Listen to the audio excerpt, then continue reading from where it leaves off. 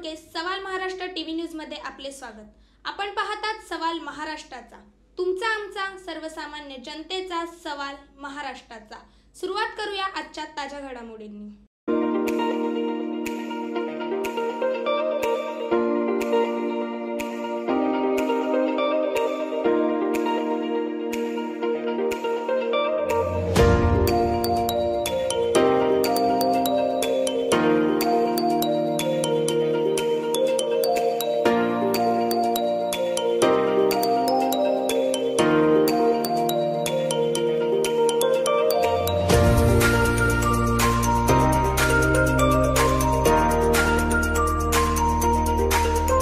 इथे जमलेले माझे सर्व बंधू आणि भगिनी, खरं पाहिलं तर हा या झोपडपट्टीला न्याय मिळाला पाहिजे, एसआरएला लागू व्हायला पाहिजे। कारण कॉलनी भागामध्ये रिडेव्हलपमेंट चालू झालं, रिकन्स्ट्रक्शन चालू झालं, पण ही पुढे एसआरए लागू झाला। आमची मागणी होती, माननीय आताचे मुख्यमंत्री एकनाथ शिंदे साहेब, त्यावेळेचे नगरविकास मंत्री यांनी स्वतः पुढाकार घेऊन या नव्या मुंबईतल्या लोकांना कुठल्याही परिस्थितीमध्ये एसआरए भेटला पाहिजे आणि याचा फायदा नव्या मुंबईच्या नागरिकांना व्हायला पाहिजे, म्हणून या ठिकाणी उद्योग मंत्री उदय सामंत यांना निर्देश केले आणि आपल्या इथं बायोमेट्रिक सर्वे चालू झाला। पण हा आमदार गणेश नाईक याच्या पोटात दुखायला लागले। त्याच्याबरोबर 2-4 नगरसेवक होते, ते जाऊन कुठेतरी हे केले की साहेब आता तर समजा एसआरए झाला तर या ठिकाणी शिवसेनेची ताकद वाढेल, आपल्याला लोकांना हे पैसे कमवतील, लगेच न्याय द्या। ज्या दिवशी सर्वे थांबवला त्यानंतर आजपर्यंत या त्या सर्वेला या लोकांनी धुळफेक चालू केलेली होती। त्यांची भूमिका होती की कुठल्याही परिस्थितीत सर्वे चालू नाही व्हायला पाहिजे आणि झोपडपट्टीला न्याय मिळाला नाही पाहिजे।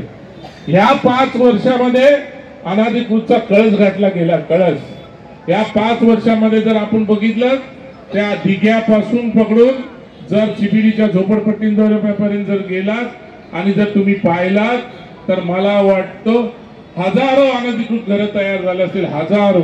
या 5 वर्षामध्ये 7 वर्षामध्ये हजारो घरं तयार झाले असतील। त्याला कारणीभूत कोण आहे? त्याला कारणीभूत प्रशासन। कोणाच्या हातामध्ये नगरपालिका होती? आम्ही ऑपोजिशनला होतो। आमचं म्हणणं हेच होतं की या झोपडपट्टीचा सर्वे व्हायला पाहिजे, झोपडपट्टीचा सर्वे व्हायला पाहिजे। आजकाल आता मला वाटतं नव्या मुंबईमध्ये कुठेतरी संवाद साधला जातो। कोणाशी संवाद साधतायत मला हेच समजत नाहीये। उद्याला झोपड या नवी मुंबईतील आमदाराला असं वाटलं 10 एपीएसआय बोंबलत होते। 10 एपीएसआय मिळाला म्हणजे आम्ही अब्जोपती बनू, आम्ही झोपडपट्टीतले लोक करोडपती बनू, अशी त्यांना शंका तयार झाली, त्यांना ती भीती वाटायला लागली। आम्हाला 10 एपीएसआयचे आम्हाला काही घेणं देणं नाही।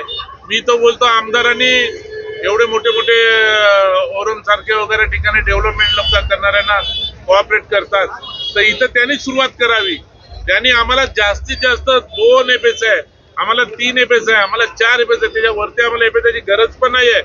आम्हाला जशा पद्धतीने 24 वर्षामध्ये आमचा सर्वे झाला नाही, 24 वर्षामध्ये जे मूल जन्माला आलं ते 2000 साली, आज ते मूल 24 वर्षाचं झालं, म्हणजे एका झोपडपट्टीचं त्यांनी वरती एक घर बांधलं, मुलं मोठी झाली, आता कुटुंब मोठं झालं।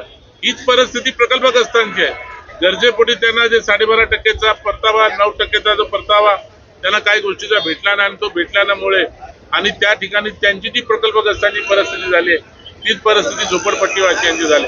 म्हणून माझं माझं हे सर्वे करताना पण वरच्या घराचा पण सर्वे व्हायला पाहिजे आणि खालच्या घराचा पण सर्वे व्हायला पाहिजे।